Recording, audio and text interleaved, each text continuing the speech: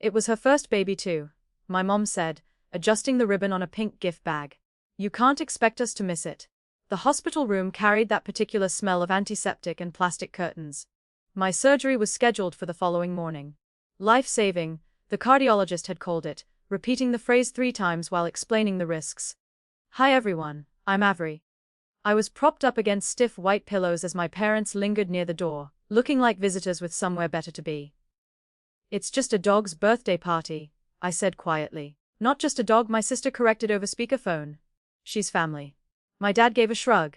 Your procedure will take hours anyway. Hours, as if my survival had become an inconvenience. I watched my mom pull the ribbon tighter on that gift bag. She's been planning this for months, she added. You understand? I understood perfectly. Just not in the way they expected. July noted, I said calmly. They kissed my forehead like they were leaving some casual appointment, not the night before surgeons opened my chest. When that door closed, the room suddenly felt enormous. A nurse came in to check on me. Family coming tomorrow, she asked kindly.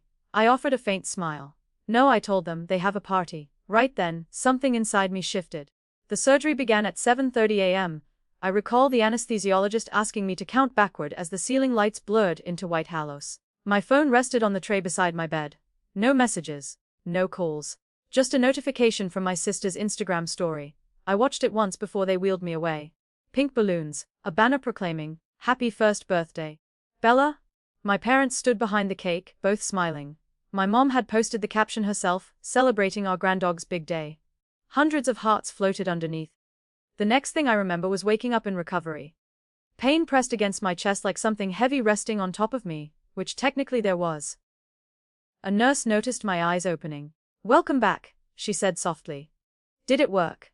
I whispered. "It went well," she answered. The surgeons very pleased with the outcome. Relief should have been overwhelming. Instead, something quieter emerged. Clarity. My phone buzzed again an hour later. Another Instagram notification. My sister had posted a group photo from the party. My parents were still there, still smiling. I studied that picture for a long moment. Then I typed one message to my mother. July noted. She responded with a heart emoji. That was the entire conversation. Recovery unfolded slowly, not dramatically, just long hours staring at hospital ceilings while machines monitored every quiet heartbeat. My parents never visited. They texted twice, once asking if the surgery went okay, once sending a photo of Bella wearing a tiny gold crown. Wasn't she adorable? My mom wrote. I answered with a single word. Yes. That was my final message from the hospital. 3 days later, my doctor cleared me for discharge. The nurse asked if someone was coming to pick me up. No, I answered. She hesitated.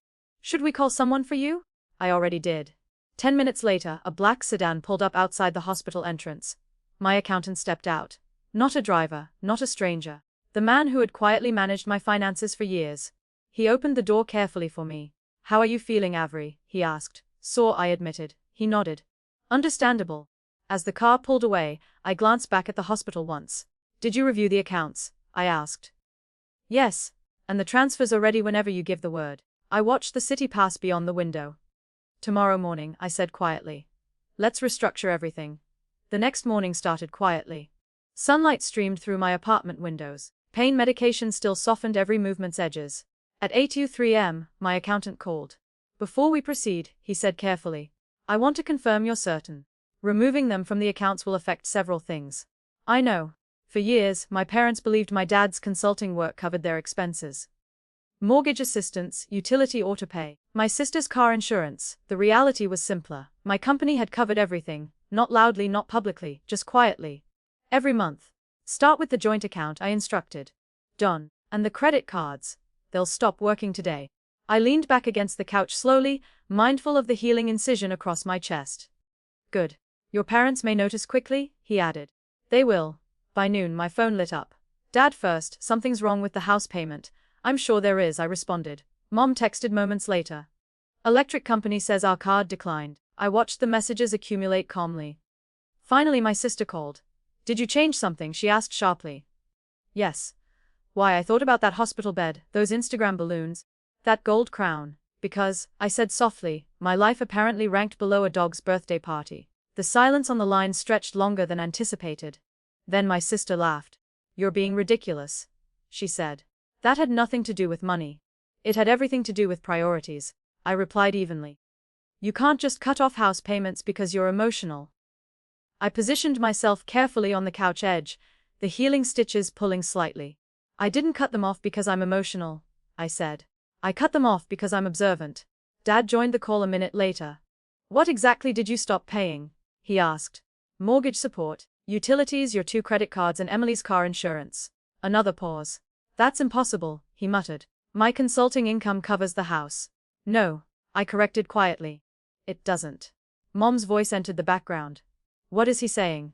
Dad answered her slowly. He says he's been paying everything. Don't be dramatic, she snapped. That's not true. I didn't interrupt because proof speaks louder than explanations. 5 minutes later, Dad came back on the line. His voice sounded different now. The bank confirmed the transfers came from your account, he said carefully. Yes. Since when? 3 years. And suddenly no one found anything amusing anymore. No, my mom said immediately in the background. That's not possible. Dad didn't argue this time because the bank had already verified it. 3 years of transfers, mortgage supplements, utility payments routed through my company's secondary account. My sister spoke again, but the confidence had vanished. Why would you do that without telling us?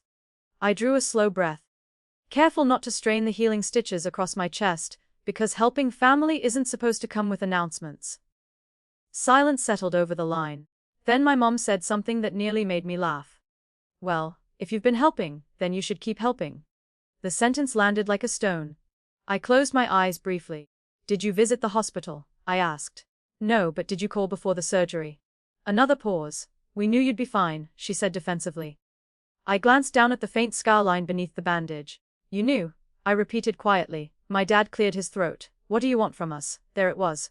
Not concern transaction. I want acknowledgement, I said. For what? My sister asked. That my life mattered more than a birthday party.